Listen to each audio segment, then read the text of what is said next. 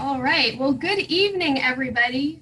Welcome to the virtual version of the Lunsford Festival, which is being broadcast from the campus of Mars Hill University.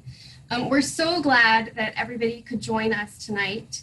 When we first realized that we weren't going to be able to hold the Lunsford Festival in person this year, I was emailing with one of Bascom Lamar Lunsford's grandsons, and he was saying that he remembered his granddad talking about having to postpone the Mountain Dance and Folk Festival in Asheville many decades ago due to a polio epidemic. And I was really intrigued by this, so I started looking it up in local papers from back then. And indeed, in 1948, Asheville canceled all outdoor activities. And the festival actually had to be postponed that year.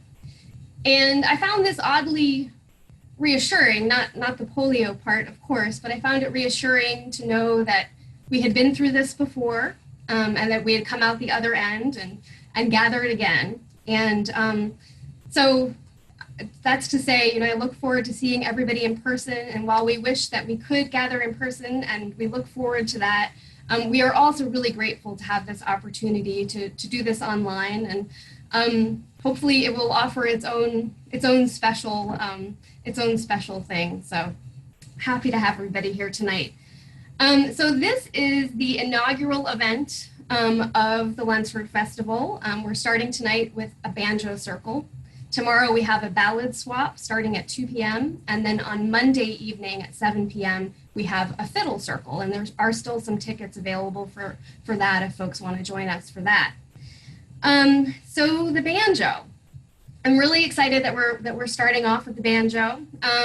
Originally, of course, from West Africa, the banjo made its way up into the mountains, where folks developed a myriad of different ways of playing the banjo.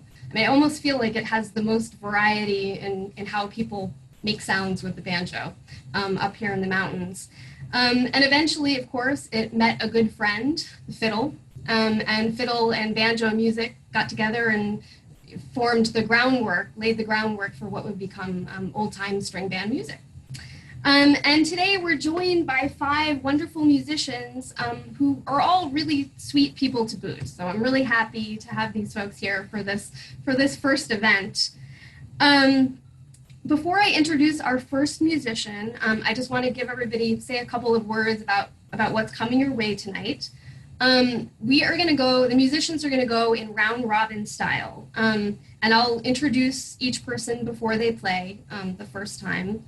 And folks in the audience, we can't see you or hear you, but we know you're out there. But if you have any questions for any of the folks about their banjo picking style or what they had for breakfast, you can, there's a little Q&A thing in the bottom of your screen. And if you click on that, you can drop some questions in there. And probably after we've gone around one time, depending on the time, I'll go through those questions and get folks to answer them for you.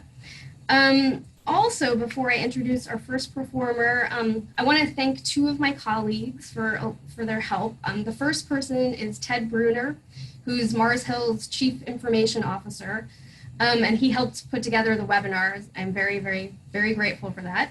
And I also want to thank Dr. Karen Parr, who you can see on your screen there.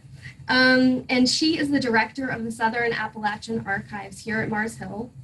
And I'm so glad to have her here tonight. She is going to be, when people are performing, you'll notice in the chat, she'll be dropping in people's websites and that kind of thing if you want to learn a little bit more about each performer as they perform. So that'll be in there. So Karen, thank you for that. Okay, so I'm going to go ahead and introduce our first performer.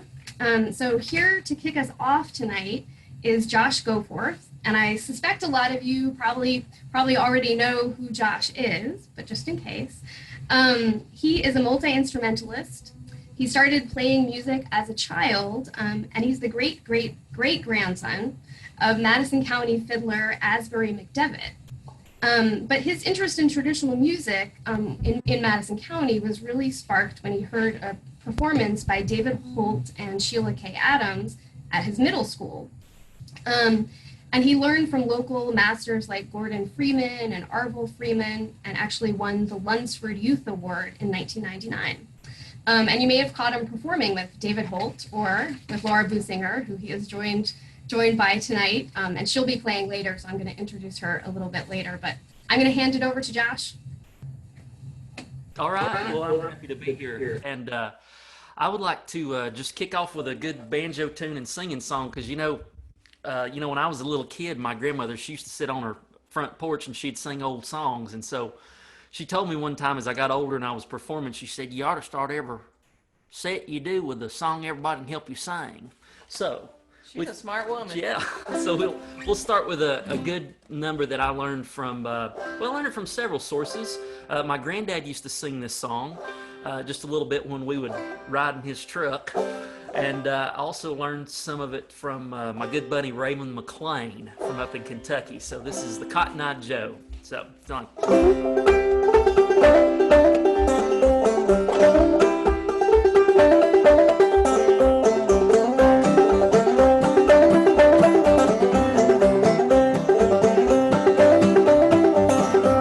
18, 19, 20 years ago, Daddy met a man called Cotton Eye Joe. Don't you remember and don't you know, Daddy met a man called Cotton Eye Joe.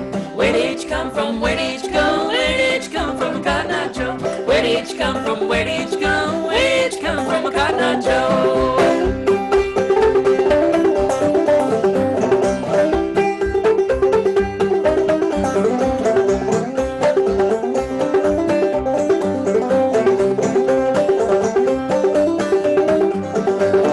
Came into town with a medicine show. Everybody loved old Cotton Eye Joe. Don't you remember and don't you know, Daddy played a tune called Cotton Eye Joe. Where did you come from? Where did you go? Where did you come from, Cotton Eye Joe? Where did you come from? Where did you go? Where did you come from, Cotton Eye Joe?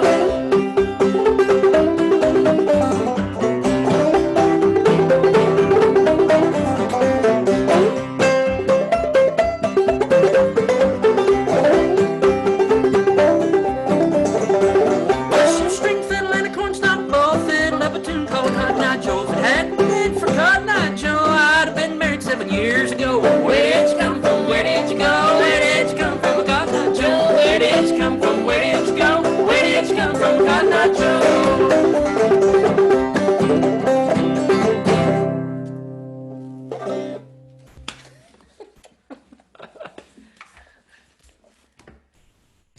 Oh, you're on mute, sweetheart. I'm unmuted. I'm back. That was gorgeous, guys. Thank you so much. Thank you. Lovely stuff. Lovely stuff. I'll mute us now. Okay. All right. So that was good. That got us moving. Next up, we have Troy Harrison. And you may have caught Troy picking the banjo with Rhiannon and the Relics, who actually for the past 2 years, they have been the house band for the Lunsford Square Dance in the evening of the Square Dance. And you also may have caught him playing with the Crooked Pine Band, or even at a Shape Note Singing, which is where I have run into him many times. Troy is a native of Madison County, and he says that when he was a student at Madison High School in Marshall, he attended a string music class to get out of having to take typing. And his primary banjo teacher was Madison County legend Aubrey Ramsey, which is where he learned Ramsey's three-finger style picking. And Troy, I just want to say, between your story and Josh's story about school in Madison County, it makes me wish that I had gone to school in Madison County. Because, correct me if I'm wrong, but I feel like that you also told me that Aubrey Ramsey worked at your school, I think. But he actually worked at, he was the janitor at Walnut Elementary School. And Dad was the principal there, but I did not go to Walnut. I went to Hot Springs and then Madison High School. Okay, gotcha. Well, it sounds like a good county to go to school in at any rate. Well, I'm going to turn it over to you, Troy, and maybe you can tell us a bit about Aubrey and learning the banjo. Oh, thank you very much. Again, my name is Troy Harrison. I grew up in Hot Springs, North Carolina. And this banjo, I've got a little record here, and this is Aubrey Ramsey. And if you look at the banjo, it's a Gibson master tone, and that's the banjo I'm holding right here. And if you look, originally the banjo was an arch top, but he did not like the sound of it, so he took a hand drill and pretty much ruined it. So he had to put another one on there, but I still have the original tone ring. The song I'm going to do for you today is one that I got from a home recording that he did in 1965. This is called Little Maggie.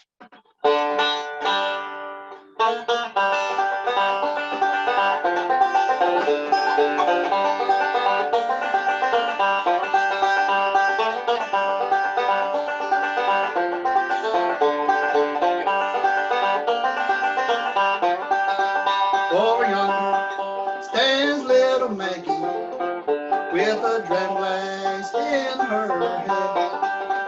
She's drinking away her troubles and courting another man.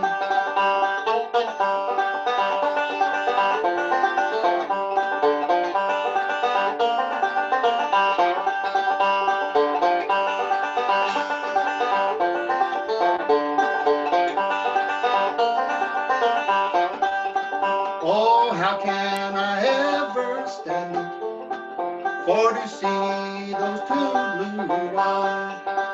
They shine just like the diamonds in the sky.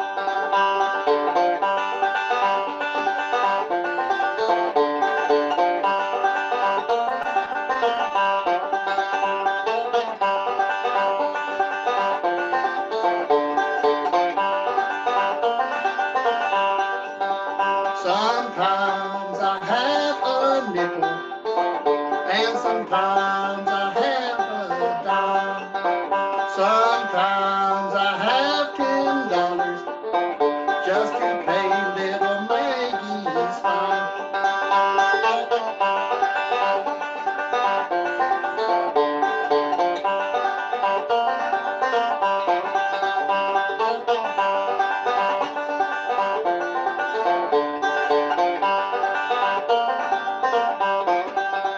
Pretty flowers were made for bloom.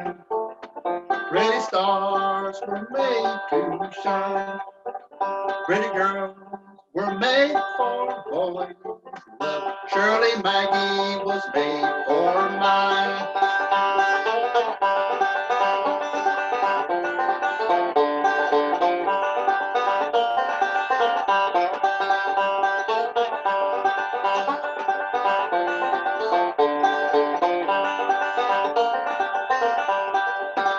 Oh, I'm going down to the station with a suitcase in my hand.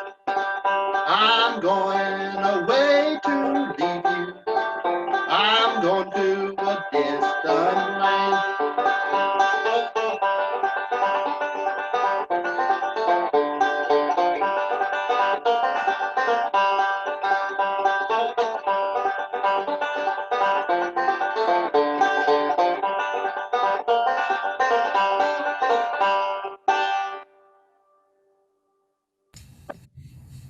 That was great, Troy. Thank you. That was beautiful. I want to remind folks that if you do have any questions, you can drop them into the Q&A. And somebody just asked that about will we be sending the links out later? And I want everybody to know we will send those out. And we are recording this, so we'll have a link to the recording as well. Okay, great. So our next performer is Peter Gott, and he's joined by his daughter, Susie Gott Segure. And Susie will actually be joining us and singing in the Ballad Swap tomorrow, and also the Fiddle Circle on Monday. So a little bit about Peter. He's really a legend in Madison County, and he moved here in the early 1960s. And when he moved here, his passion for local music led him to seek out the gems of Madison County music. And he's got the Warren family, the Chandler family, the Norton families. And And he actually introduced the folklorist and filmmaker John Cohen, who probably a lot of you know, to Madison County. So he's really responsible for the fact that a lot of these early Madison County recordings from the 1960s exist. The Banjo goes in the case. And after performing for many years Your blue current last supper. band with his wife and children, he actually turned his attention to teaching and to building traditional hand-hewn log cabins. So he's a pretty extraordinary guy. And Peter, we're really happy to have you here tonight. And I'm gonna turn it over to you guys. Hey there. All right, well, I'm going to step in just a minute because it's dinner time and he's getting a little sleepy. So just to jog his memory, just a little bit of what we're doing. I think he's thinking of playing a couple of tunes that come from George Landers. George had a legendary style of picking too. He did a lot of brushing up with his fingers. And Daddy, as the years has gone by, has come to play a lot more in that style, and he's sort of left off the claw hammer that he used to do. And it's a really nice, clear way of getting the notes across. So I'll turn this over to Daddy now, and can you tell them a little bit about George Landers and play a little bit of two little tunes, Pretty Little Girl with the Blue Dress On and the Rabbit Song?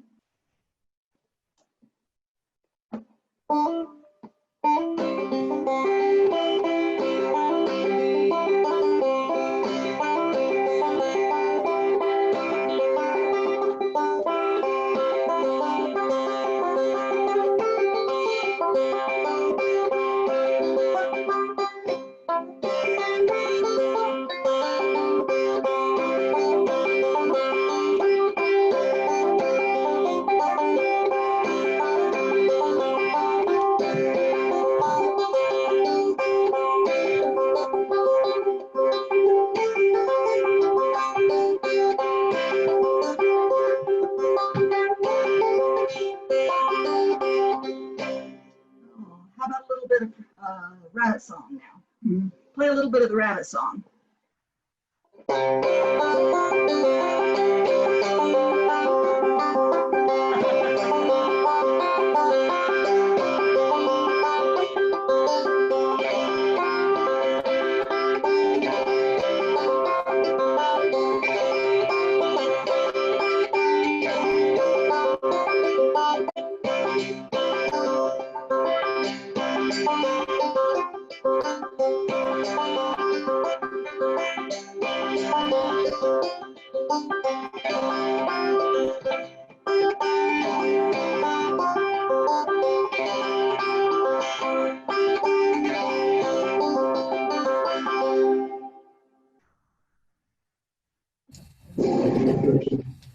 That was beautiful, Peter.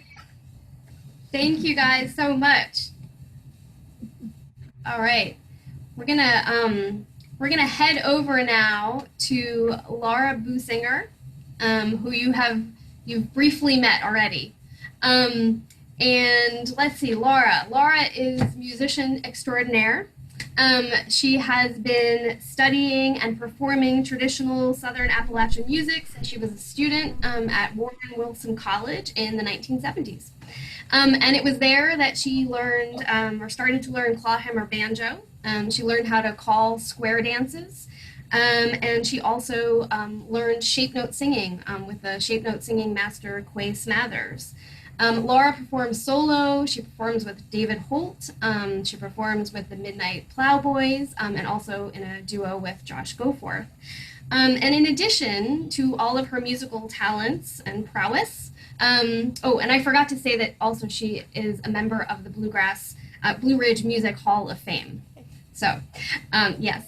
But in addition to all of that, Laura also, she's the director of the Madison County Arts Council, and she really works tirelessly to promote the traditional artists, musicians, and music of this region. So I think we're all really grateful to her for that in addition. So Laura, thank you. I'm going to turn it over to you.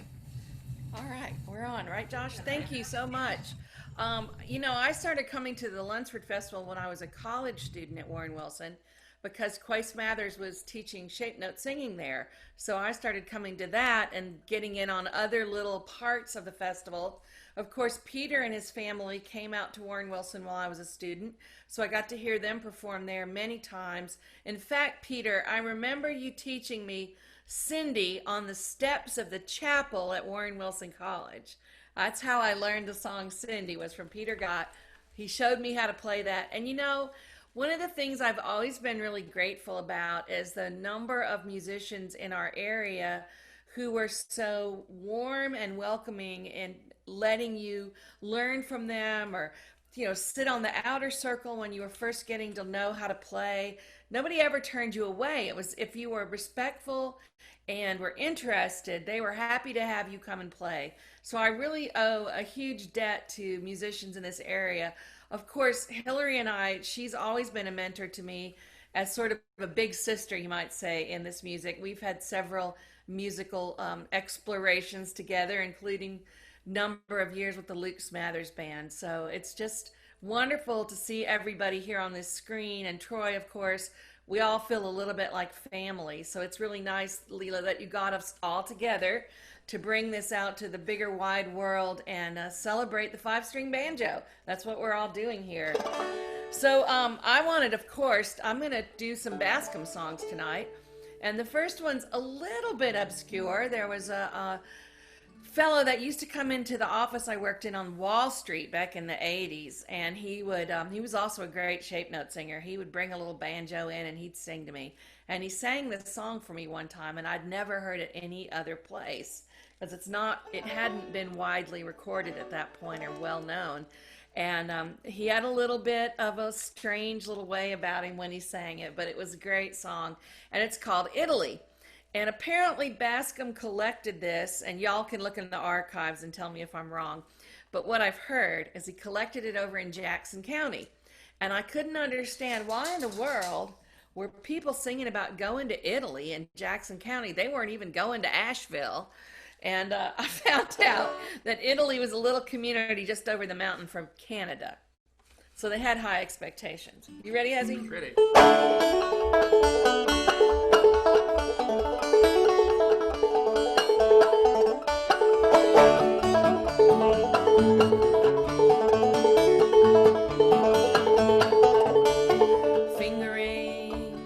Fingering, shines like glittering gold. I'm going to get that gal of mine before she gets too old. I'm going to Italy for long, for long, for long. Going to Italy for long to see that gal of mine.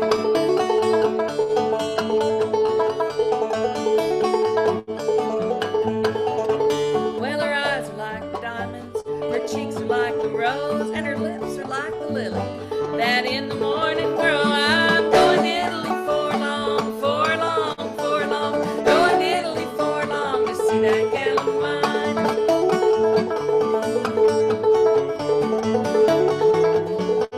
You want to pick one?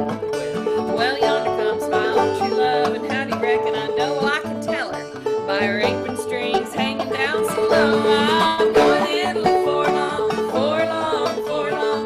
Going to Italy for long to see that gal of mine.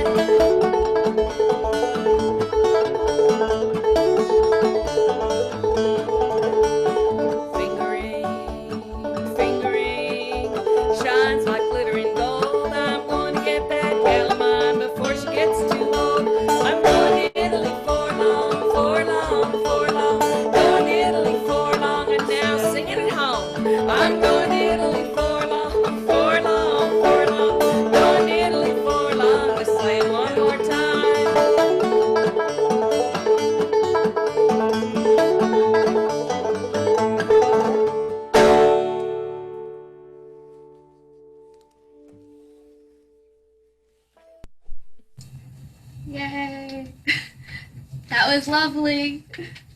Thank you, Laura. Thank you, Josh. Okay, so next we have Hillary Durlam. And Hillary has lived here in the North Carolina mountains for more than 25 years. And she's made significant contributions to the region's music, both by playing the music and by preserving it. She played bass for both the Carol Best Band and Luke Smathers Mountain Swing Band. And she's also performed and recorded with many other great old-time musicians, including Bruce Green and Peter Sutherland. She also studied for many years with master fiddler Gordon Freeman and played with the Freeman Family Band. So Hillary, we're really, really glad to have you here tonight, and I'm going to turn it over to you. Thanks for having me, and this is a great gathering. We really appreciate what you're doing. I was fortunate enough, I moved actually to Western North Carolina from Vermont in 1980. So I've been here for quite a while. And I was fortunate enough to run into a lot of the great old time musicians who were still around then. And yes, particularly Gordon Freeman, who was very patient in teaching tunes, which I was trying to learn on the banjo when I didn't really know how to play the banjo at all. And he would sit and play the same two notes for a long time while I tried to figure out what they were. And I did end up making a recording of him. I should have brought a copy of the CD, but there is a CD I did with him and his son Vano, who plays guitar and fiddle also. And I'd like to say something about my banjo style, which is non-existent. I haven't taken lessons from anybody, but I did sort of figure out a kind of clawhammer style that I use for almost everything. I don't play real fast, but I try to be as accurate as I can. And I'd like to play a tune that I learned from Gordon that I think a lot of people around here played, and then probably in the mountains, all the Appalachian Mountains, called Bucking Mule, and it's a flatfoot tune.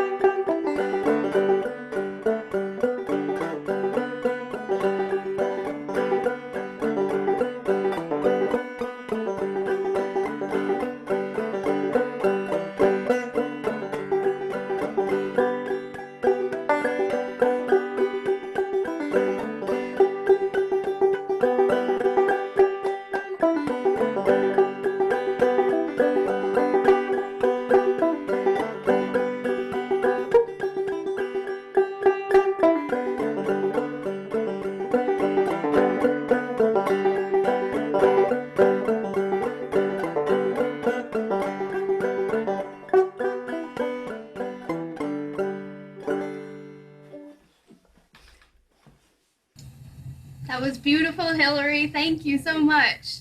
That was really lovely. All right, so I think we've gone around one time.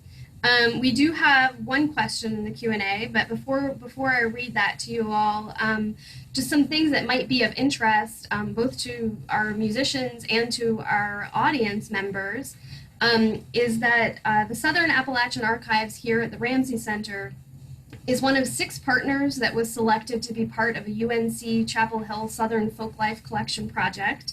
And as part of this project, we actually just received digitized versions of our archival collections of the recordings of historical Lunsford festivals and the Bard Ray Folk Festival. And they are on the internet.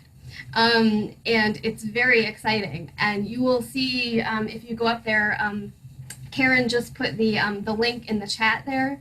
And if you click on that, you will probably see lots of familiar faces. There's loads of the ballad swaps. There's shape note singing on there. So definitely check that out. It's really quite a treat. There's a lot of stuff on there. Okay, so I'm going to read this question.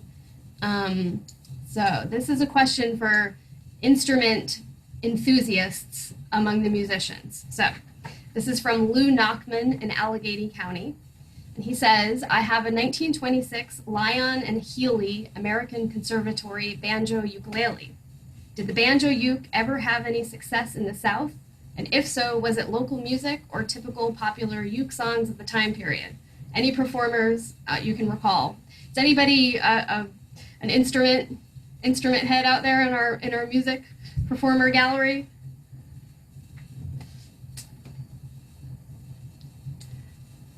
Oh, Lou, we're not getting any takers. We may not be able to answer this question for you right now. I can say Yeah? something sort of vague, and that is that in a lot of the before there was sort of a norm for what instruments had to be in string bands, and guys were going out with wax, recording things on wax cylinders and great big things that made 78s.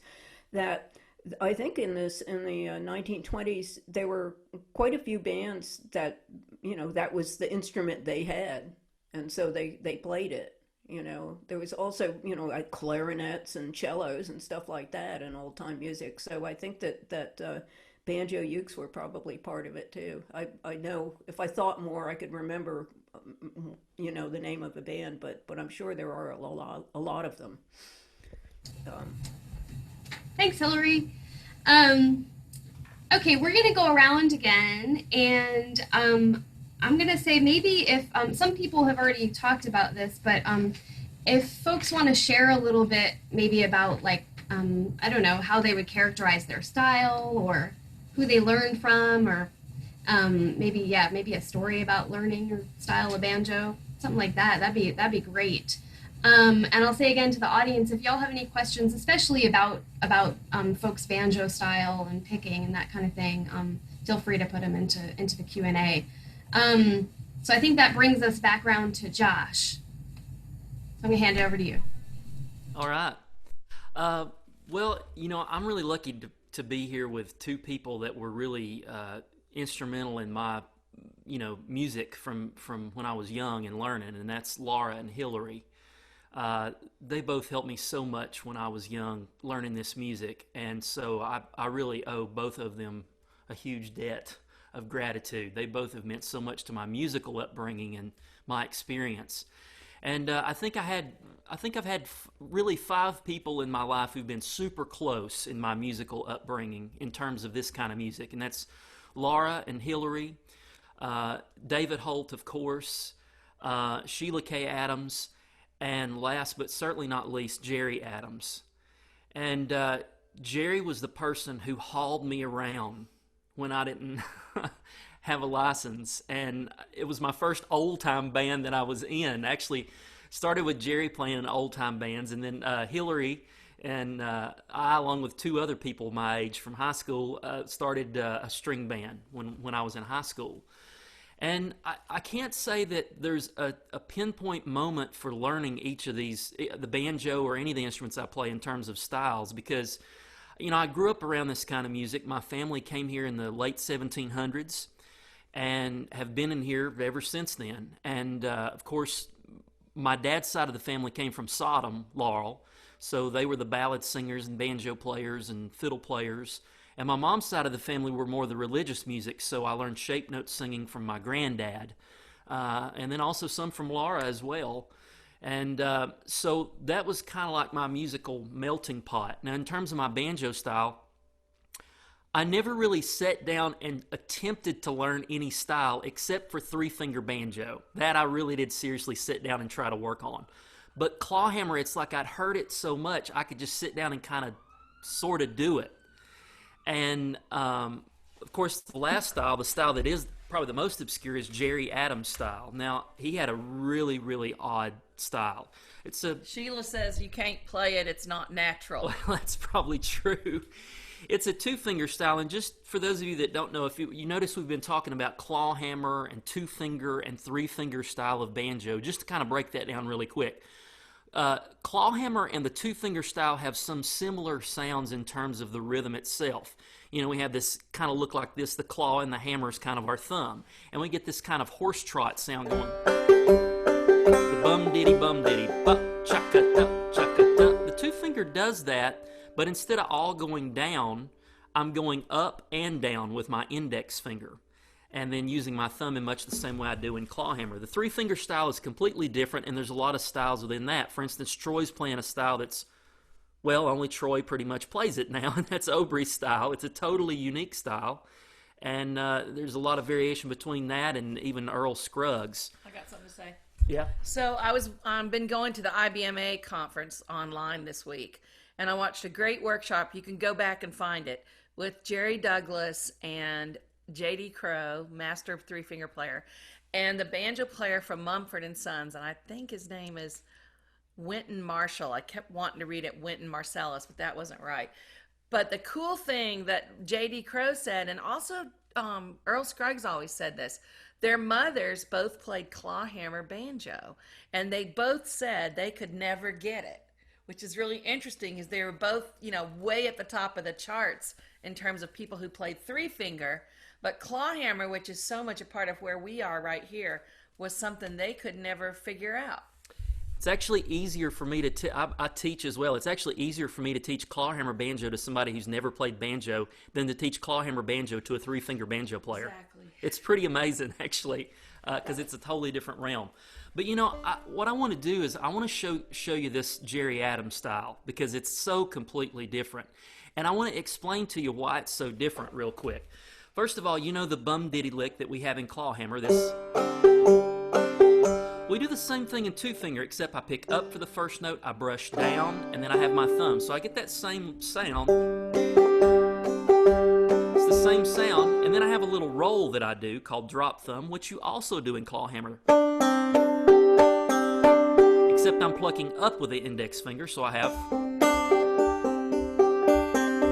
But the thing that makes Jerry's style so unique is that he actually took his left hand and he would hammer notes loud enough so they would sound at the same exact time he was plucking a different string.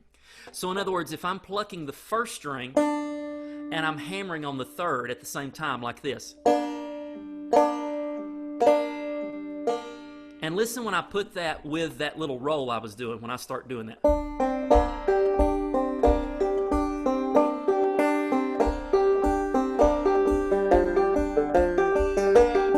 That's the sound of Jerry Adams style, and so that's my musical background, and here's Pretty Polly so you can hear Jerry's style. And this is in sawmill tuning or modal tuning for those of you that are interested. All right, here's the way Jerry played it.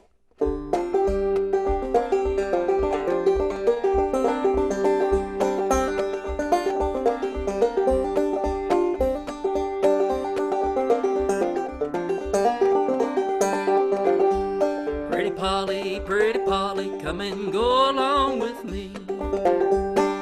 Polly, pretty Polly, come go along with me. Before we get married, some pleasure we'll see. William, sweet William, I'm afeard of your ways. William, sweet William, I'm feared of your ways. I'm feared you're gonna lead my poor horse Polly, you are guessing about right. Polly, pretty Polly, you're guessing about right. I dug on your grave the biggest part of last night.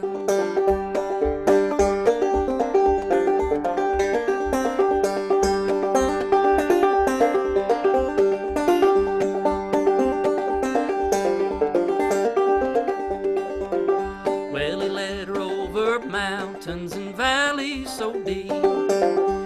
He led her over mountains and valleys so deep. At last, pretty Polly began to mourn and to weep. Well, he drew for the dagger all in his right hand. He drew for the dagger all in his right hand. He stabbed her to the heart and her heart's blood did flow. Then he jumped on his pony and away he did go.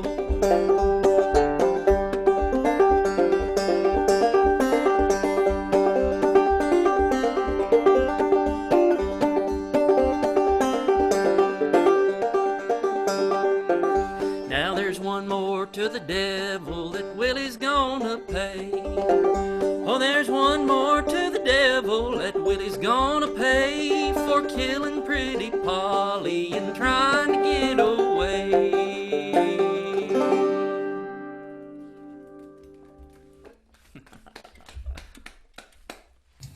Yeah, that's pretty, Josh. That style's so pretty. And that's a good October song too. With Halloween coming up. We got a question from Susan in the audience, and this is a great idea. So she was saying she'd love it if folks would say what tunings they were in, either before or after the tune. And Josh, I know you said you were in sawmill tuning, but maybe you want to say what that is. Yeah, so basically I take a G tuning, and a G tuning from the 5th string all the way through the 1st string. A G tuning is G, D, G, B, D. But for sawmill tuning, I take that same tuning and I tune up the 2nd string 1 fret to a C note so that it becomes G for the 5th string, D for the 4th, G for the 3rd, C for the 2nd, and D for the 1st. And much of the melodic content comes from the 3rd fret. So instead of this sound, I'm using more of the 3rd fret. And then the 2nd fret for the 2nd string, and the 3rd fret for the 1st string.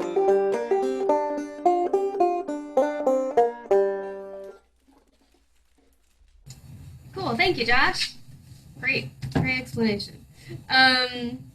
Okay, Troy, it is you now. And same thing, maybe if you want to talk a little bit about Aubrey, maybe about learning from him, and if you want to share information about your tuning before you play or after you play, that'd be great. Sure, be happy to do that. I'll turn it over to you.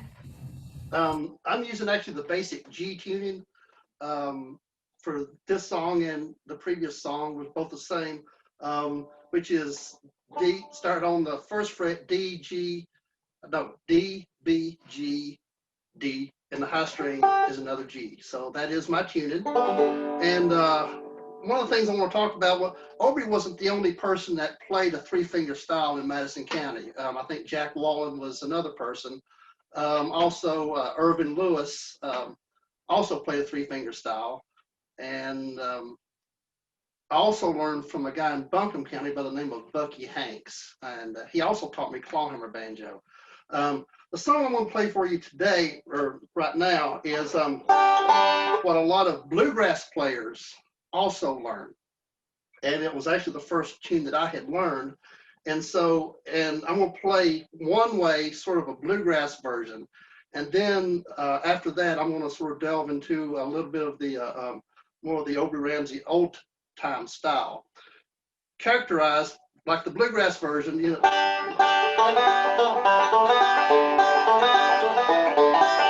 kind of a basic alternating, what we call an alternating thumb roll. The roll that I'm going to use here is more of a backward roll. And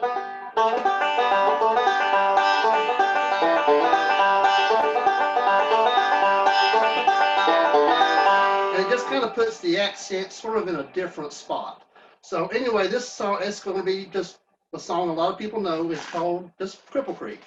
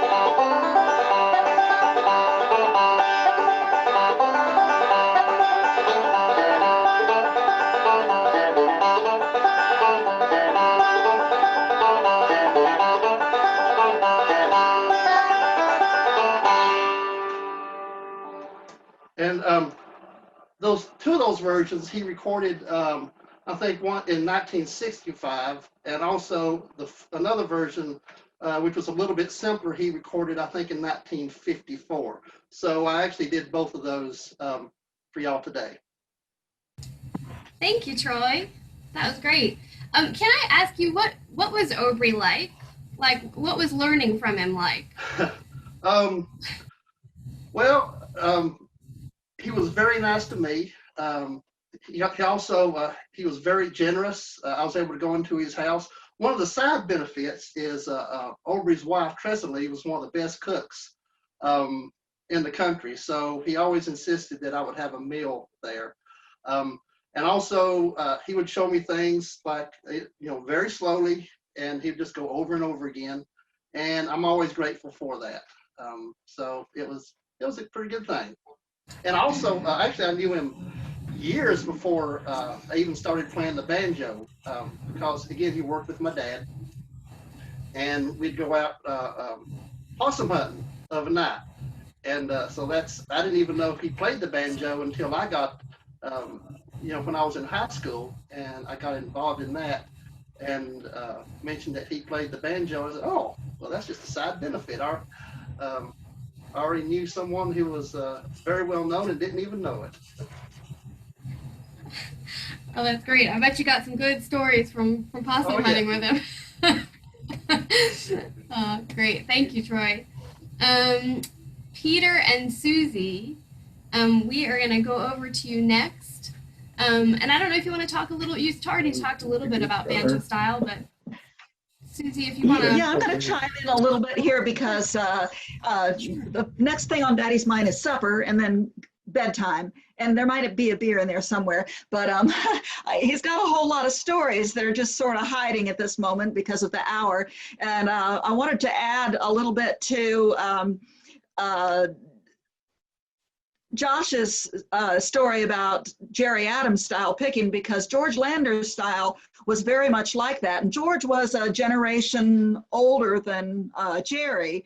So I'm wondering if Jerry might have learned some from George. One story Daddy's always told me is that the Landers family had 9 kids and the Adams family had 9 kids, and they used to walk over the Tater Gap where we live and play baseball with each other. So they'd walk from Shelton Laurel over into Spillcorn, and then I don't know if they played in Spillcorn or in Sodom, but they'd also, take turns coming over into Shelton Laurel and playing baseball until somebody got shot, right? But it lasted for a while. In any case, I'd like to trace whether Jerry learned some of his tunes from George. It wouldn't be surprising. George lived just up the road from where Jerry's son Sam lives now, and his grandson Sammy Adams, both of them being banjo players. And I also wanted to let Daddy tell just a little bit about Jack Shelton here, who played this next tune Daddy's thinking of playing, which is Reuben. And that is, Daddy, can you play just the strings of your banjo here? Just play the strings of your banjo so they can hear what tuning this is going to be in. So just play the open strings of your banjo here. So hold on just a second. That's where we are. So hold on just a second. Tell him about Jack Shelton. Tell him what you just told me. Jack was one of how many He had kids? 10 kids. He worked in the mines in Kentucky. And he had a son that could do a one-handed chin-up with a chainsaw in the other hand, and a daughter that played the guitar. But Jack taught me the tune Whistle Blow.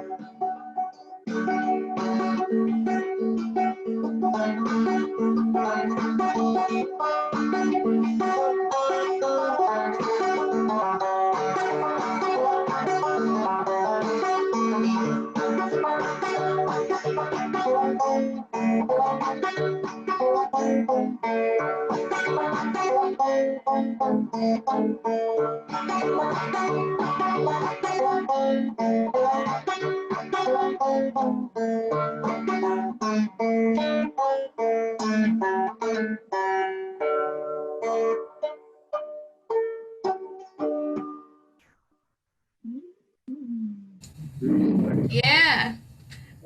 You put the blues on that one. I like that a lot. That's really sweet. Peter, we have a question from Bayla Davis, who is 12 and plays claw hammer style. And she is wondering, she has two questions. The first question is, what was the first instrument you learned how to play? What was the first instrument you learned how to play? What's that? What was the very first instrument you learned how to play? The fiddle. Nice. So, okay, so And Bayla, the fiddle. 16 guitar, and then the bouzouki. So Oh, fantastic. I'll add into that Yeah. Daddy was, and Mama went to Cornell, and that is where he discovered the banjo, oddly. This was in the late 50s, and he was wandering through the quad on campus at Cornell in Ithaca, New York, and all of a sudden he heard banjo music coming from a recording that, in fact, was somebody listening to a record of Aubrey Ramsey and Bard Ray. And that was when he decided that banjo was what he wanted to do with his life. And he was a senior in college with a full paid scholarship, a chemistry major, a straight A student, and he dropped out. He picked up the banjo and went from straight A's to just cobwebs in 1 week and moved down here. Wow, what a story. What a story. And that's amazing that he heard Aubrey Ramsey and yeah, ended up here. That is just beautiful. And that answers Bayla's other question, was how long he's been playing the banjo, which I guess I did a little quick math. I'm going to go with like around 70 years, right? Daddy, how long have you been playing banjo? A long time, but the fiddle was my first instrument. Do you And still play the guitar. fiddle anymore, Peter? Every once in a while. Once in a while? Suzuki. I like the bouzouki a lot. That's wonderful. Well, thank you so much. We're gonna move on to Laura, who's up next. And actually, Laura, while you're kind of getting together, we had a question just to anybody, which was, do any of you play any tunes in open C? So I'll just let you answer that, Laura, since you're up next. Yeah, one of the things is there's obviously double C, which a lot of climber banjo players use, but I think if they're talking about true open C, which means we're doing the C tuning, which is G on the 5th string, then C, G, C, and then usually you have a D for double C tuning, but some people tune that all the way up to the E. And believe it or not, that's where Jerry Adams played all of his tunes that he played in C, was open C tuning, which most climber banjo players I know play double C. So yeah, I do some tunes in pure open C. Wow, neat. And actually, I left out that Ben Schwartz, who this question came from, this was the open C with the D in it. But yeah. Oh, okay. Well, But then no, yeah, but- double C. But still very interesting. Great. Well, thanks, Josh. So this is a very funky banjo. Sounds funky too. It says on the what do you call that bar, Josh? Stretcher bar. What do you call that thing? It says J.B. Shaw Maker in Chicago. What is that called? I don't know either. And Jens Kruger said it was probably made in the 1880s. So I have John Hartford banjo strings that are supposed to be tuned low. So even though I'm tuned in a double C tuning, I'm actually in G. Do you want to play guitar? You can. No. And let's see, what else was I going to say about this banjo? Oh, he just told me last weekend, Jens did, that this head is goat skin. And mostly people used calf skin, but goat skin maybe lasted longer. So it's pretty tight still. I don't know how old the head is, but if you can see that right there, I don't know if you can, there's a little piece of painter's tape because there's a crack right there. And if this head dies, I don't know what the heck I'm going to do. But it has a great funky sound. Isn't that great? And I'm going to play another Bascom tune since it is the Lunsford Festival, and this is one of his most famous tunes. But most people sing this more like a rollicking tune, and a lot of times I do it with kids. The kids in our Junior Appalachian Musicians program sing this. It's good for making up verses. But I always thought, really, if you slowed it down and played it on this banjo, it could be more of a love song. I bet hardly anybody thinks Mole in the Ground is a love song. But it's just how my brain works, doesn't it, Joshy? So here's a little bit of Mole in the Ground, really funky.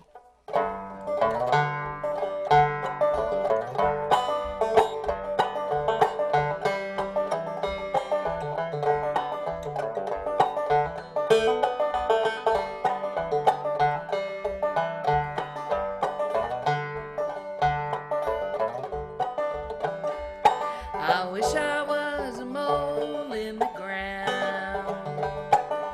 Wish I was a mole in the ground. If I was a mole in the ground, I'd root that mountain down. I wish I was a mole in the ground. And I wish I was a lizard in the spring. I wish I was a lizard in the spring. If I was a lizard in the spring, I could hear my darling sing. I wish I was a lizard in the spring.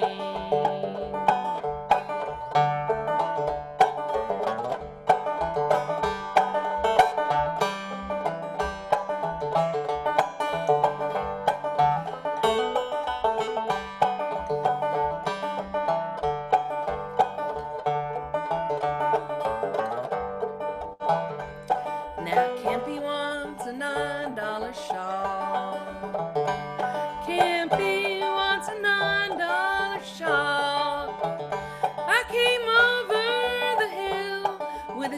$10 bill. She said, honey, where you been so long? Now, Campy, let your hair hang down. Campy, let your hair hang down. Let your hair hang down. And your bangs curl around. Oh, Campy, let your hair hang down. This is a mighty lonesome man.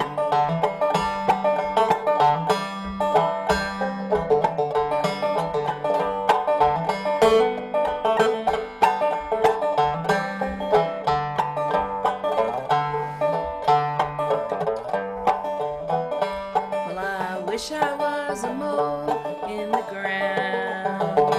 I wish I was a mole in the ground. If I was a mole in the ground, I'd root that mountain down. I wish I was a mole in the ground.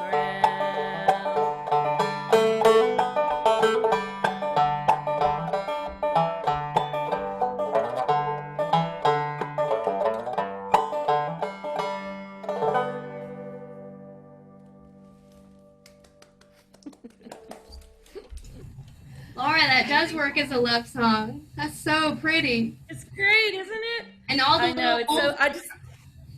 the little moles in the ground the- just showed up on my windowsill. And there's one mole and just one single tear coming out of his eye. You charmed him. Oh. You charmed him. I just love the sound of this banjo, and I'm so lucky to get it. So It's pretty. not the easiest banjo to take out and perform on, so I hardly ever get to play it. But I'm so glad I had the opportunity. It's got a beautiful, rich sound to it. It's really sweet. And it's, what is it, Josh? A fifth low, a fourth low? Because it's in a C tuning, but it's a G. Yep. So it's super Fourth down. bizarre. Fourth down, he says. Thank you. Beautiful, beautiful. Thanks, Laura. Okay, Hillary, you are up next. And I don't know if you want to share a little bit about learning from Gordon Freeman or anybody else that you might have learned from. Well, I want to continue the discussion about Jerry Adams because I'd like to do a song that I learned from him. He was a singer also, and his family, his son Sam Adams has a wonderful voice too, and several of his grandsons are really great instrumentalists too. So the whole music thing has gone down the generations. I learned this song from Jerry, and he told me a couple of times. I asked him where he had learned it from, and he told me, and now I can't remember where he said he learned it. But it's in the same tuning that Josh was talking about, the sawmill tuning, which has the second string turned up half a step. If there are any theory nerds out there, that's how you make sawmill tuning happen. And I'd also, before I play, I'd like to say a word about this banjo. I have too many banjos, and but this is the one I usually play, and it's a Cedar Mountain banjo. Lo Gordon, who lives down in Cedar Mountain in Transylvania County, made this banjo as a prototype for one with not a really short neck, but it's shorter than a standard neck. And he made it, this is the first one of this style that he made, and I've had it for 25 years, I think. Lo doesn't make banjos anymore, but his son Tim has taken the mantle of banjo player and lives across from Lo, and his wife Mary, who's a great fiddle player. And he is still making Cedar Mountain banjos. They're very nicely engineered and hardly ever go out of tune. That's a joke. Okay, this song is also sung by another really great, she's lives over in Mitchell County, a woman named Rhonda Googe, who's a multi-instrumentalist and just an amazing musician on every instrument. She's been teaching lessons. She's close to 60 now, I think, and she's been teaching lessons in over there since near Bakersville since she was 17 years old. And she is now teaching the grandchildren of the people that she originally taught. She's had thousands of students and plays every instrument like a pro and also has a beautiful singing voice. So Jerry Adams sang this and Rhonda Gooch also sings it. And I suppose it's sort of a suitable Halloween song with a sort of spooky sounding tuning.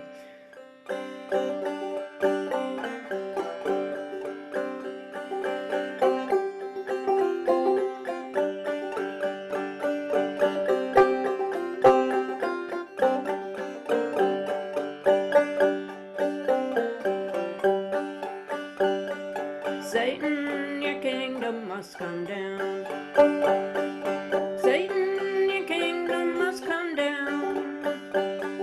I heard the voice of Jesus say, Satan, your kingdom must come down.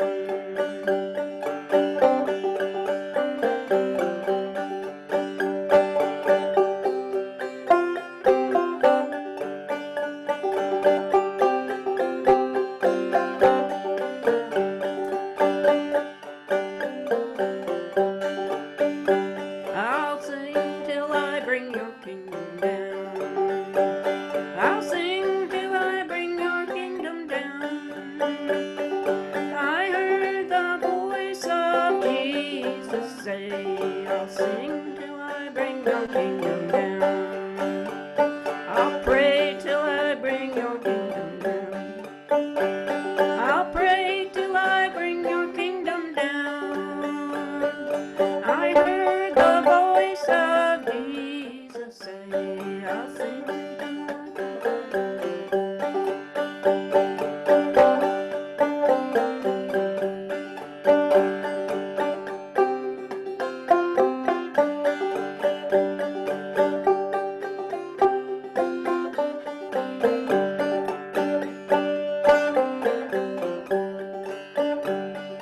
Satan, your kingdom must come down. Satan, your kingdom must come down. I heard the voice of Jesus say, Satan, your kingdom must come down.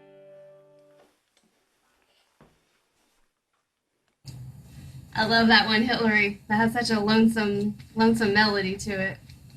Yeah. So pretty. Thank you. Actually, yeah, I just wanted to, I realize we're about halfway through, and just in case any folks joined us late, probably know what you joined, but just in case, this is, of course, the virtual Lunsford Festival, and we're broadcasting from Mars Hill University. And you'll see that Karen just popped into the chat over there. If any folks didn't hear this when I said it earlier, the Southern Appalachian Archives here were one of 6 partners that were chosen to be part of a UNC Chapel Hill Southern Folklife Collection project. And as a result of that project, we've just gotten a bunch of our archival recordings of the Lunsford Festival and of the Bard Ray Folk Festival digitized, and they are online, so you can go to that link that's in the chat there, and you can watch and listen to loads of old festivals, and you will see familiar faces on there, and it's just really a sweet trip down memory lane. So I encourage y'all to check that out. All right, we are going to go around again, and Josh, I believe it is you. Back to me. Okay. Back to you. Well, I want to say a little something, because Susie had mentioned about Jerry Adams and his influences and some of the people that he counted as his influences. He talked about George Landers quite a bit, but I also think that Bard Ray was a huge influence on his banjo style. But I still, even both of those players, I still think that Jerry used that hammer-on, as I call it, a ghost hammer, just much more frequently than either of those two. Although the brush stroke itself you can really hear the influence of George Landers and Bard Ray and Jerry's play. And so, and it, you know, the thing about Jerry was he was, I miss Jerry so much. I just have to tell you that there's times that I just find myself during my day thinking about Jerry, because if you knew Jerry, he was not only a wonderful musician, but he was a cut up, just hilarious and so much fun.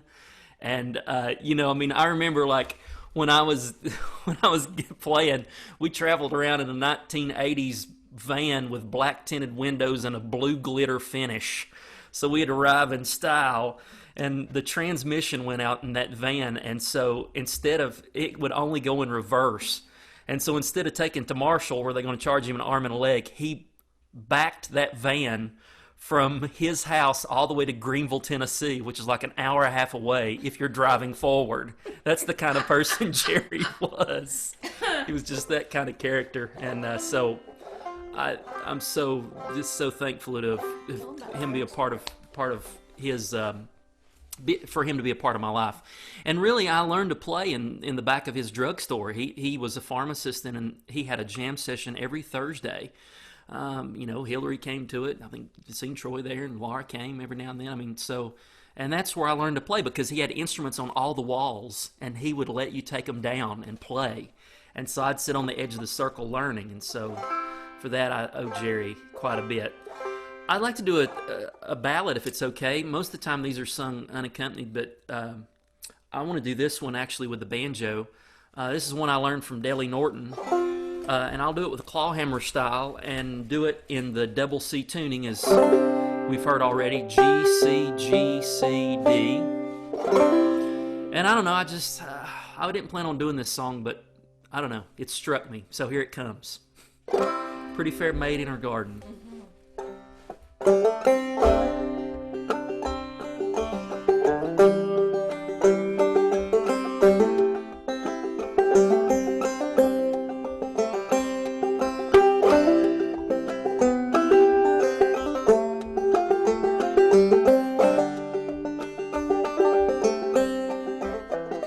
Pretty fair maid was in her garden when a stranger come a-riding by, came up to the gate and called her, said, "Pretty fair maid, would you be my bride?"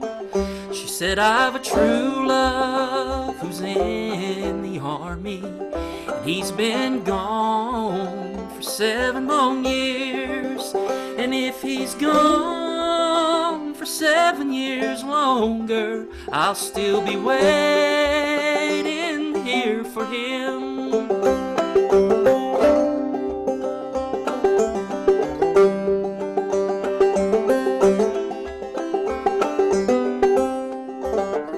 Perhaps he's on some watercourse drowning, perhaps he's on some battlefield slain, perhaps he's too fair girl married, and you may never see him again.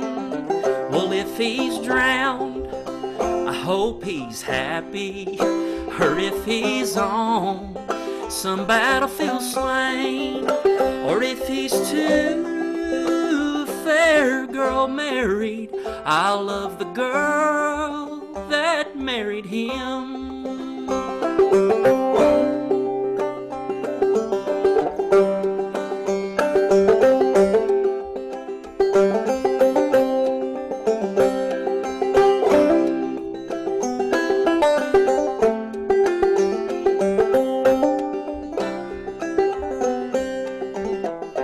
Took his hand out of his pocket, and on his finger he wore a golden ring. When she saw that band shining, a brand new song her heart did sing.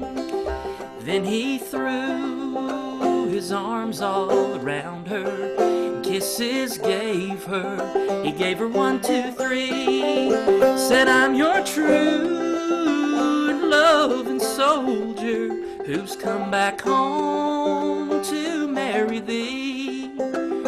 Pretty fair maid, all in her garden, when a stranger come riding by. He came up to the gate and called her, said, pretty fair maid, would you be my bride?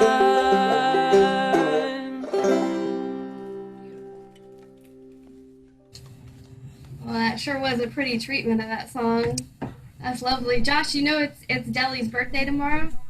Oh yeah, I guess it is. So if that song struck you, maybe she sent it to you. Maybe so. Maybe she's right here with us. I'm sure she is. Yeah. Do you want to say a little bit about Deli? Yeah. Is he all right? Yeah, sure, absolutely. There's some people who, when you hear them play music, it just comes from a different place. There's a few people I've seen in my life who, when you watch them do what they do musically, you feel that it's coming just from somewhere way deep, and it's just like everything about them just vibrates with it. Doc Watson is one of those people for me. My great granddad singing is one of those people for me. Jerry's one of those people for me. Just the way he just carried himself. There's so many people like that for me that you can feel what they're doing. And I think Deli had that. She had that it thing, whatever it is, that when she sung, she just sung from somewhere deep, and just had such an archaic and soulful kind of sound. Just something from a different time. And I would encourage people, if they haven't heard Deli Norton sing, there's some wonderful recordings of her. And Peter was instrumental in getting a lot of these people recorded. And I will forever be in debt to Peter Gott for helping do that, because it allowed me to hear people that I would have never been able to hear because they had already passed on. And so we all owe Peter quite a bit when it comes to that. But he made some wonderful field recordings with John Cohen of Deli sing some of these ancient ballads that are hundreds of years old, sung a cappella in the old style. And I would encourage people to listen to them for themselves. Yeah. Thanks, Josh. I want to jump in also just to piggyback off what you were saying about you, Peter, because I was talking to Bobby McMillan, who's for those of you who don't know, is a wonderful ballad singer. And he was talking a lot about Peter Gott and how much debt was owed to him for having these recordings, and how grateful he was. Very much what you were just saying, Josh. So thank you, Peter. And for folks out there who haven't heard Deli Norton, or maybe haven't heard a lot of ballad singing, Deli Norton actually, Karen just popped her bio into the chat there, and she was a really wonderful ballad singer. She was great aunt to Sheila K. Adams, and although Sheila called her Granny. But if folks find themselves curious about ballad singing, I would encourage you to go to the Lunsford Festival website, which is LunsfordFestival.com, and get a ticket for the Ballad Swap tomorrow, because at the Ballad Swap tomorrow, which is on Deli's birthday, and she passed away a few years ago, but there tons of her relatives, of her descendants, will be there sharing ballads. There are going to be 9th generation ballad singers there. So this tradition has been passed down over several generations. It's a really, really special thing. So I encourage y'all to check it out. Okay, let's see. I think Troy, I believe we are up to you now. Okay. The next song I'm going to do, and we were talking about some banjo players. Jerry Adams was also a person that got to know very well. Probably one of the finest two-finger banjos that I knew, and also just a wonderful human being. And also another two-finger banjo player, Woodrow Norton.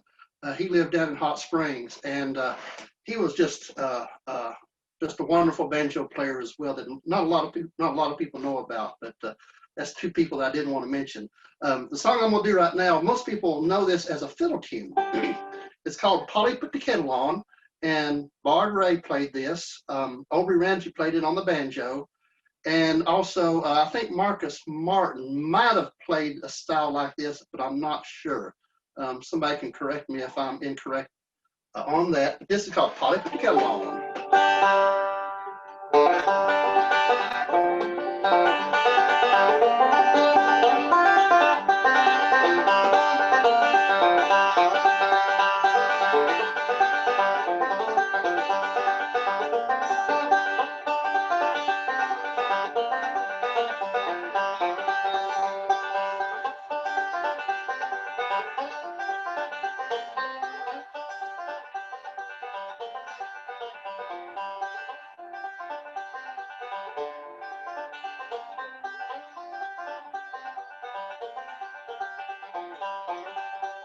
And y'all have been there when I put the kettle on, Polly put the kettle on with a smile. Well, y'all have been there when Polly put the kettle on, hear it singing half a mile.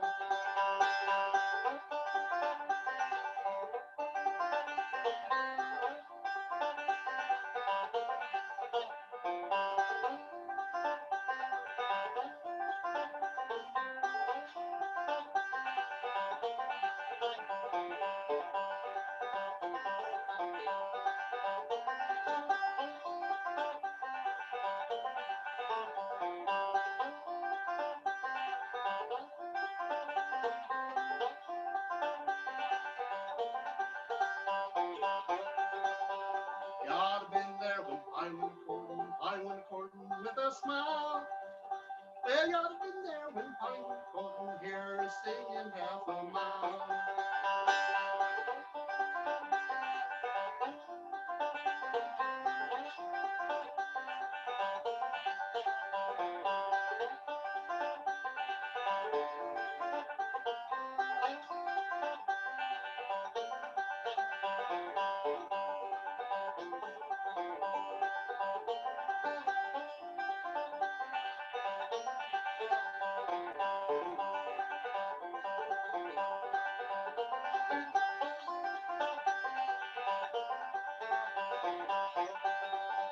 And y'all been there when I put the kettle on, I put the kettle on with a smile.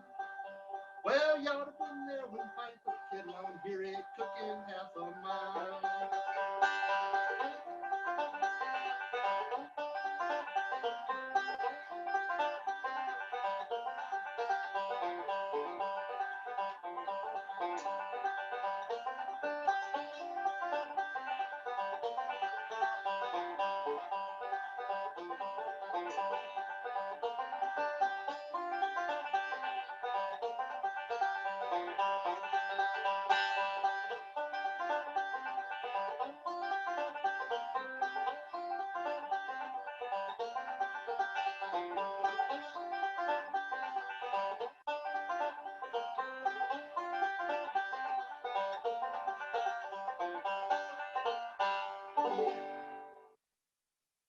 And the tuning for this is, again, straight G tuning.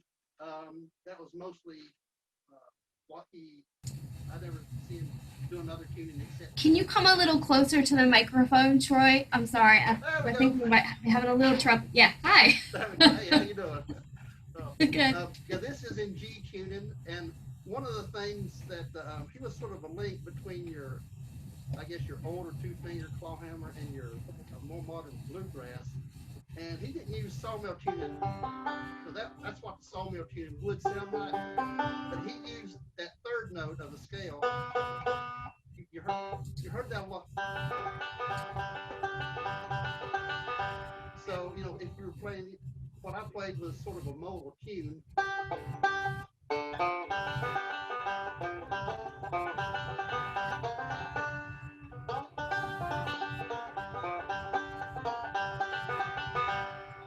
And you would always hear that third note instead of that modal tune. So to me, to my ear, that's quite a bit of difference. That's really interesting. That's great. Thank you, Troy. Appreciate that. Peter and Susie, you all are next. All right. Here you are. Hi there. So one of the other banjo players that Daddy learned a lot from, and I spent a whole lot of childhood hours playing under his porch, was Lee Wallen over in Sodom. So I want, Daddy, can you wake up enough to tell folks about the first time you met Lee?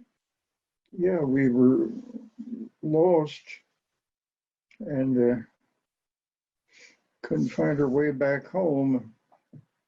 And Lee saw my banjo in the back of the car and asked me to play it, and I played Groundhog, and he whooped and hollered and buck danced in the middle of the road and gave me 50 cents and insisted that we come home for supper. And he played Shout Luller.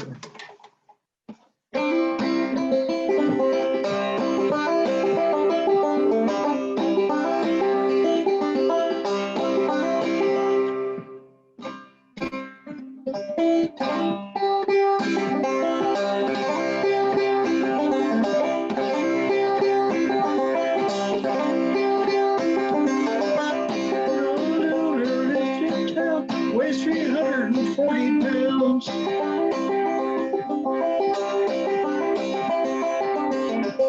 How many goes real quick? She's kind of shy.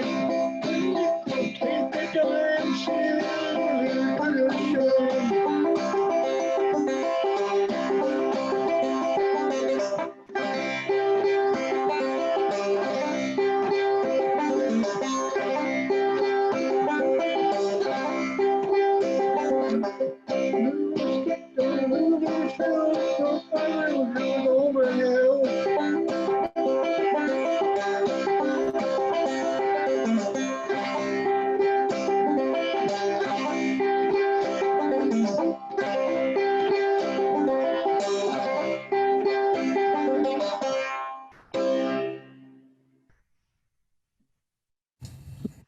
That's great. That's one of my favorite old timey tunes.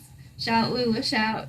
And I love the story you told Peter about Lee Wallen buck dancing. That's a beautiful, beautiful image. I love it. I love it. Well, let's see. Who is next on our list here?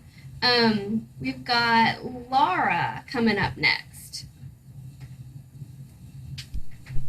Get my techie in line here. Get your techie in line. This song is going to be just an open G tuning, and it's one that Josh and I recorded on our record called Most of All. Somewhere in my past life, I had a cassette tape of String Bean singing this song, and he said it was from Jimmy Driftwood, and I've never been able to confirm that again ever since. I can't find the tape. I can't find anything in publishing. I don't know. It's a mystery to everybody, but it seems like an unusual song because it's a peace song. And some of y'all probably know Jimmy Driftwood's music. He wrote The Battle of New Orleans. In 1814, we took a little trip with a traditional melody. What the heck's the name of that song? The 8th of January. And then he wrote another song that Doc Watson was really well known for, The Tennessee Stud, and various other songs. He had lots of great material. He was from Timbo, Arkansas, not too far from where the Ozark Folk Center is, and he wrote The Battle of New Orleans because he was a high school history teacher, and he thought that his students would remember the story better of this battle if he put it into a song. So he was clever like that. The reason I thought of this was for many, many years, 25 years probably, I went to the Museum of Appalachia's Fall Tennessee Homecoming, which would have been next weekend. It's been canceled for a couple of years now. But the great thing about going to the Tennessee Homecoming was you got to see Grandpa Jones.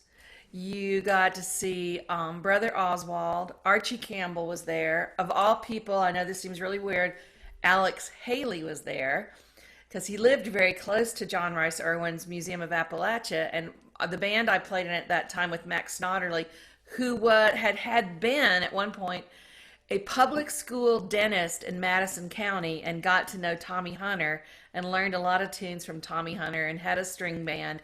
And later on in the years when he was living in Haywood County, Craig Bannerman and I were in his band called the Painless String Band, because he was a dentist. We thought that was cute. And so we got to go to the museum homecoming because it was Mac's family that had been removed from that area when they put the TVA put the Norris Dam in and flooded out all their farms. And the families went here in Yon. Mac's family went down to near Maryville, Tennessee, really close to Alcoa is really where they were. But this homecoming John Rice Irwin started was to bring all these families back to this area that had been flooded for the TVA, which I thought was pretty cool. But for years, people like Kaz Walker were there from Knoxville from the radio, and just all kinds of characters. We used to laugh because our spot on the set was often before Alex Haley, so we used to say we got to open for Alex Haley. But Jimmy Driftwood would be there. I'll tell you, John Rice liked characters, and I don't think you can see him on my wall back there, but one of the characters he always brought was Harold Garrison, who lived up in Jupiter. And if any of y'all went to the Shindig years ago, Harold was pretty near 7 feet tall, if not 7 feet tall. He made folk toys, and he made outsider art, they called it. I think he has stuff in the Smithsonian even. But he was this really interesting mountain man from Jupiter. He knew everything about history around here because his family had owned all the land around Barnardsville up to Craggy Gardens back in the 1700s whenever they came here. So he knew ridiculous amounts of stuff, and so he would always be at the museum with his Ricky Ticks and his other folk toys and a big tall stovepipe hat because, he wasn't tall enough at 7 feet tall. So he accentuated it. So I was just thinking about that wonderful museum where the horse would walk around and grind the cane sorghum into syrup, and where the sawmill was going. If you had to play on the stage next to the sawmill, it was really loud. And where all these different musicians would come really at the end of their careers from a time in country music history that I never could have really experienced had it not been for the Museum of Appalachia. I mean, watching Grandpa Jones do what he did was a huge education. And of course, that's where we all got to be great friends with John Hartford because he was there. So it was always a remarkable, wonderful experience. And so just thinking about that fall festival and thinking about Jimmy Driftwood, we're going to do this one of his called Peace, Precious Peace.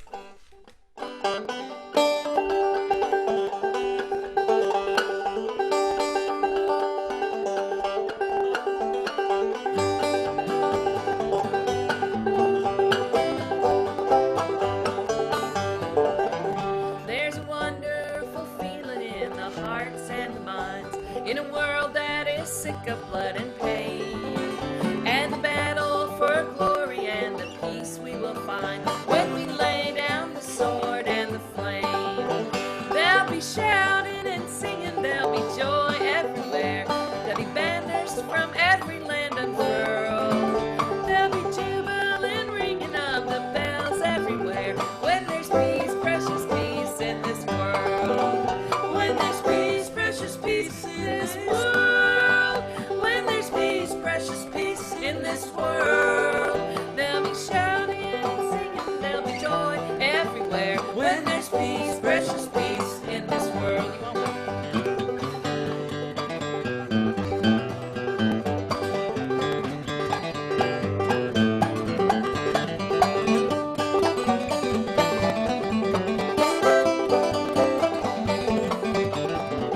There'll be no tears of sorrow for our boys over there. No more bombs bursting loudly in the air. In the land of tomorrow, when all nations declare no more war in this world anymore. There'll be shouting and singing, there'll be joy everywhere. There'll be banners from every land unfurled. There'll be jubilant ringing of the bells everywhere. When there's peace, precious peace in this world. When there's peace, precious peace in this world. When there's peace, precious peace in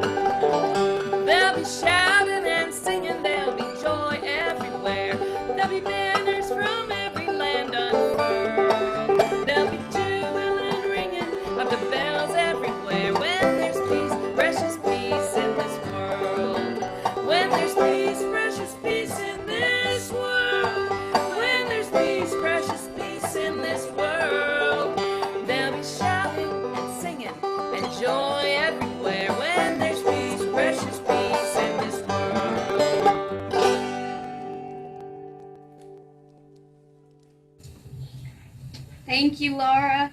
That's a pretty song with a good message, especially for our moment. A message that doesn't get old. Yeah, it was really pretty.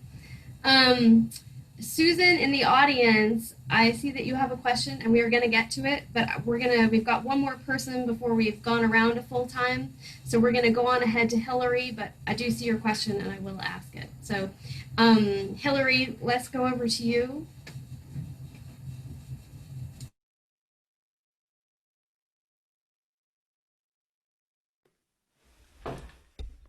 I'm glad that you mentioned Tommy Hunter there because he was from Mars Hill. He was a great fiddler and he wrote a lot of beautiful tunes that I think are in your archive there. There's a lot of recordings of him at MHU, and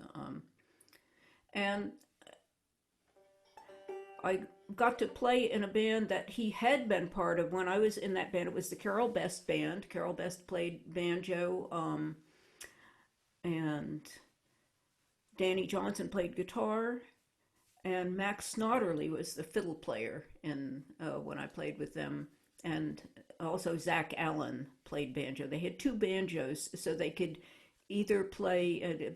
Zach Allen played old time banjo. Carol Best played fingerstyle banjo, so they could play in either bluegrass or old time contests, which was pretty canny of those guys. And they certainly cleaned up in contests, and also had a lot of fun gigs like opening for the Osborne Brothers and stuff like that. Max Notterly had a van that we drove around in, and he never went over 45 miles an hour, which resulted in him getting stopped by a cop. And he said, "Why did you stop me?" And the cop said, "Well, I thought you were drunk because you were driving so slow." And he was saying that to a man who had never tasted alcohol.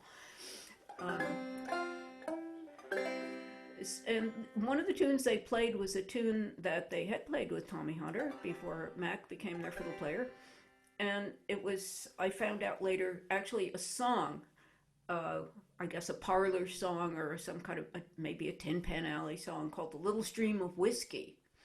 About a dying hobo in a boxcar. It sounds really sad, but it was sort of a tongue-in-cheek song.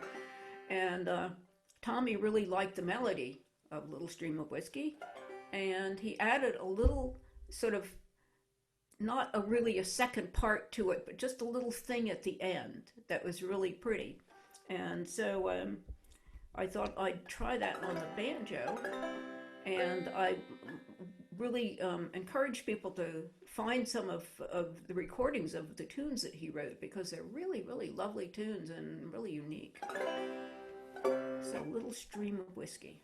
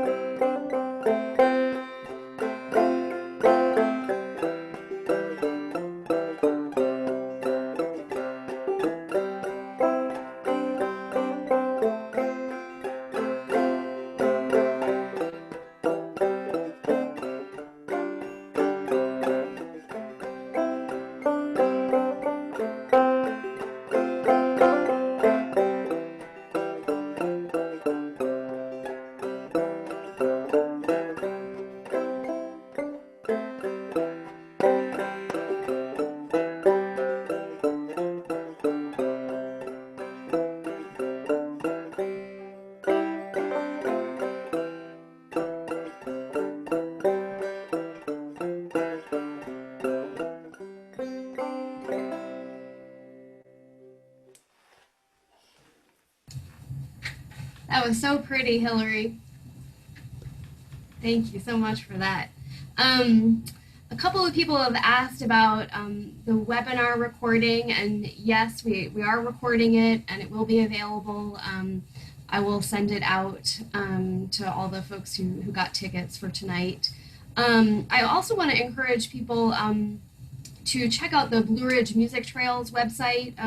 If folks are watching this and are interested in learning a little bit more about the music traditions in this area, it's a wonderful website. You can look up different styles of music, different instruments, and there's also a wonderful podcast that is hosted by none other than Laura Businger. So I definitely encourage everybody to check that out. So we've gotten a couple of questions about Lou Therrell and folks wanting to know if any of you knew Lou. And this is from somebody who, actually a couple of people who, she was their banjo mentor here at Mars Hill in the mid-70s. Did anybody know her at all? Laura's raising her hand. Lou played with Bard Ray, and I think they're probably the first string band I ever saw when they came to my college. And another, I believe she was a Mars Hill faculty, Vivian Hartsoe, played guitar, and the fabulous Arlene Kesterson played bass. So Bard Ray had himself an all-girl string band, which we thought he got that idea of, wasn't it Porter Wagner that had an all-girl band? You know, Bard. It was called Appalachian Folks, and Lou was a great clawhammer banjo player. And they were at all the local festivals around here. I'm trying to think. Only other thing I can think is, I think it was Bard. He didn't call Vivian by her name. He called her Little Buddy. So that was the band, 3 women and Bard, and they made a really great LP. I actually think it was my very first LP of old-time music, string band music, because when I was in college in the 70s, there weren't that many records of old-time music. Apple Records got started, and if you could get hold of one of those LPs, I mean, they were like, when they came out, it was like Elvis rock and roll or something, because there just weren't that many of them. And then other people started doing reissues and things. But yeah, I got one of Bard's records, and all those gals were on it. And I was a huge fan of Arlene Kesterson, who was the singer. She had worked with a lot of guys like Mark Pruitt and Mike Hunter and Stevie Sutton around Asheville in a band as a singer and the girl singer in the band. And she was really somebody I looked up to when I was first getting into the music when I was like 19. I just wanted to grow up and be Arlene Kesterson. She was such a great singer. So yeah, Lou Therrell was quite she was at Fiddler's Grove all the time. She played in the banjo contest. I'm sure Hillary was around her at some point then. But yeah, she was quite a wonderful player and a staple in the music scene around here. I've actually been running into her name a lot because I'm working with a student who's one of the Bailey Mountain Cloggers, and he's doing a history of the Cloggers in his history class right now. And I think she was instrumental in starting the Bailey Mountain Cloggers in the 70s here. So anybody else want to share any memories of her before we move on?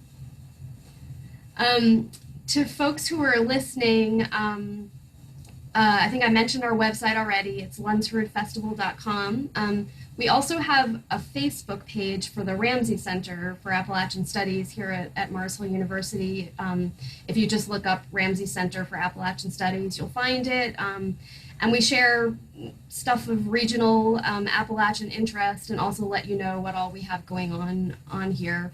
Right now, obviously, we're not doing our normal public programming, but in non-COVID times, we do have a robust program series, so I encourage you guys to check that out. And I think, so we have about 15 more minutes, and maybe we can just go around again and see what happens, see if we can play a little short tune maybe. And if folks do want to type any, shortish questions into the Q&A, you've got a few minutes to do so. So Josh, yeah, I'm gonna go ahead and pass it over to you. So I'll play a real quick tune so everybody have a chance. I'll play another Jerry Adams tune if it's all right. And this is one I learned from Jerry. It's one of his signature songs, and I probably haven't played it in like 10 years. So if I mess up, you'll know why. It's called Marching Through Georgia. Just like Jerry played it.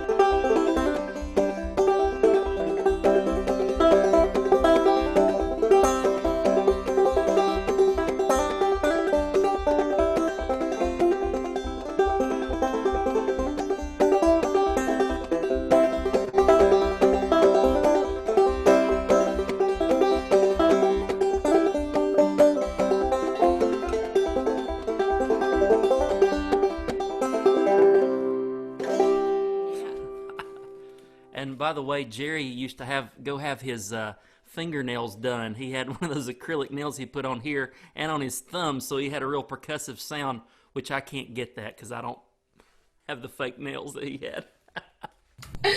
That was great, Josh. That was great.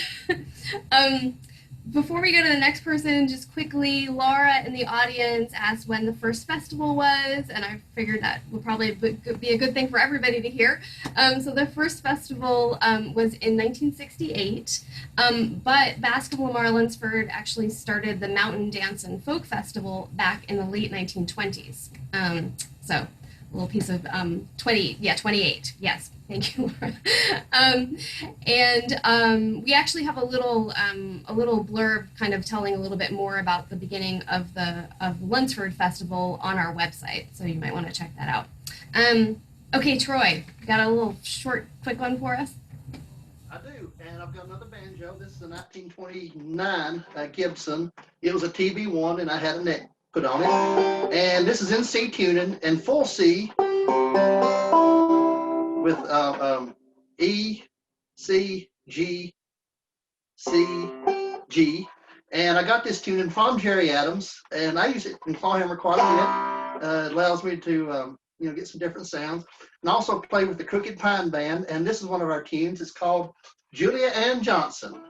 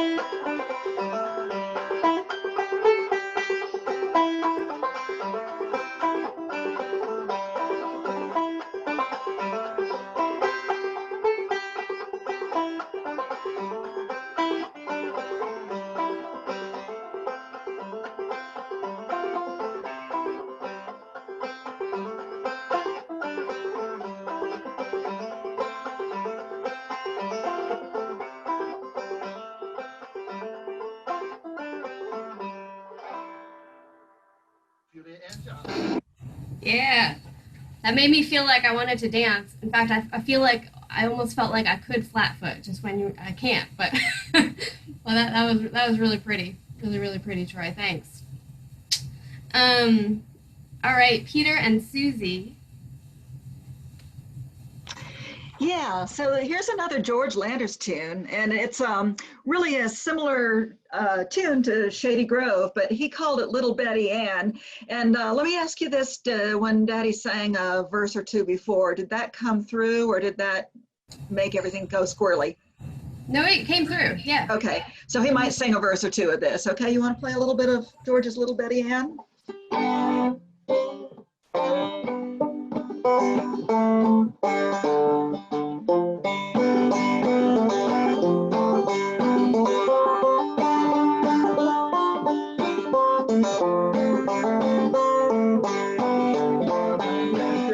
Little Betty Ann, little Betty Ann was gone.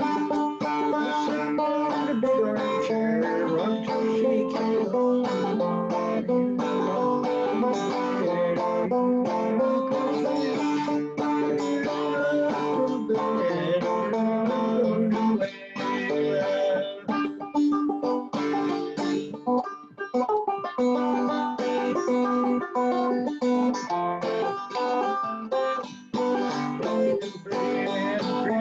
girl neither black nor brown, looks just like a dally rose before the sun goes down. We'll rock, we'll rock, I say, we'll rock, little Betty Ann, we'll rock down away.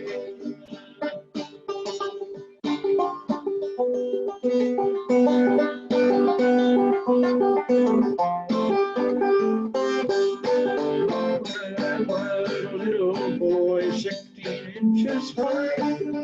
Well, lovely, pretty little girl made my mammy cry. We'll rock, little Betty Ann, we'll rock, I say. We'll rock, little Betty Ann, we'll rock.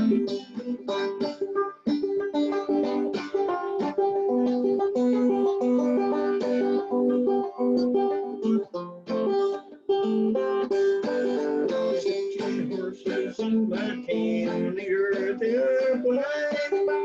How many times I go down, pretty girl on my mind.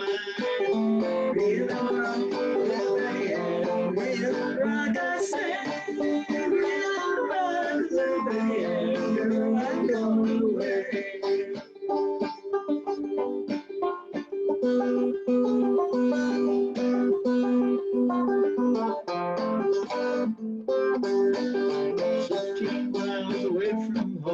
Chickens are crowing for days. Being in the bed with another man's wife, better be getting away. We'll rock, little Betty Ann, we'll rock, I say.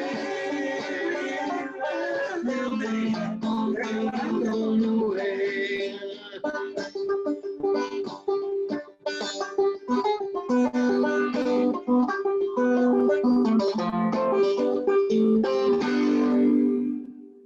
And I really getting your blue car. That was great, guys. I love the father-daughter harmony. It was very, very sweet. It was beautiful. Thank you, Peter, and thank you, Susie. All right, I guess we're gonna move on to Laura and then Hillary. And that should wrap us right up. I'm going to play a very strange version of Billy in the Low Ground that Hillary and Josh and I all learned from Luke Smathers. Has a strange little part on the end of it. So here it is.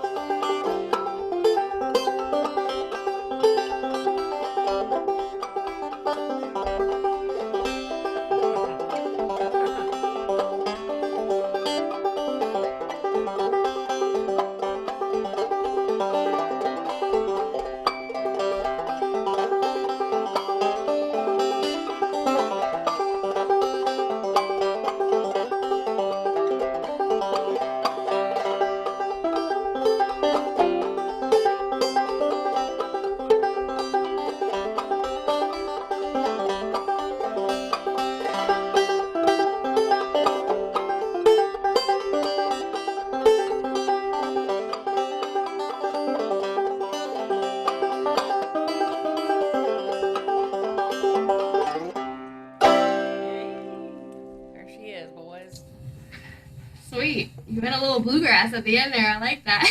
That little lick in there. That was pretty. Thanks, Laura. Well, Hillary, I'm gonna hand it on over to you to close us out with a tune, and then we'll come back together and thank everybody. Okay, I'd like to close this out with a tune from Gordon Freeman that he learned from his grandfather's whistling, he said.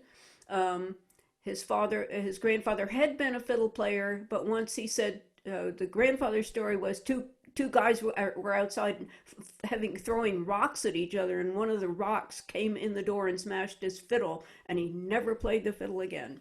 But he whistled this tune, Sandy River.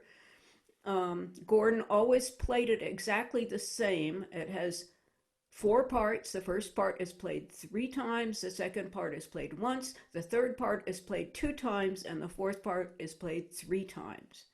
So, having said that, here it is.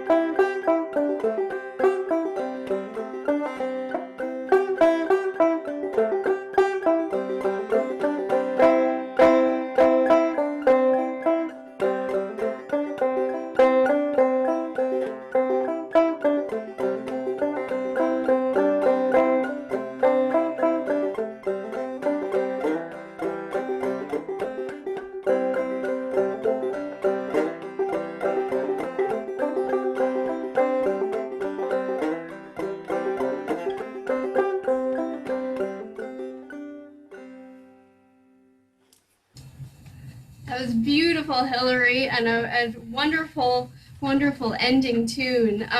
Before we close out, I just want to share with y'all a little a comment that we got in the Q&A, which I think is real sweet, so I just want to share it with everybody. But it's from Sammy, and Sammy says, "My father was from Mars Hill, my mother from Marshall. I grew up in Asheville and am a distant cousin of Bascom Lamar Lunsford. This is the very first Lunsford Festival I've ever attended. This was fantastic. Thank you." So I thought that's a pretty sweet thing. And one of the nice things, even though of course we wish we could be in person, but one of the nice things is that folks can join in who are far away or who might not have been able to make it in person. So that's one of the benefits of the virtual festival. So we're excited that you could join us, Sammy. I want to give a big thanks to all the folks who tuned in. If you want to hear more, again, we've got the ballad swap tomorrow at 2 o'clock. There are tickets still available. And then the fiddle circle on Monday. I want to thank again Dr. Karen Parr, the archivist here, for helping me by putting all those wonderful links into the chat box. And I want to just give a huge thank you to all of you wonderful musicians who joined us tonight. This was just such a treat, and this was the kickoff of the festival, and I just want to thank you all for making it a really special evening. So thank you, everybody. I hope to see everybody out there soon. Have a good night.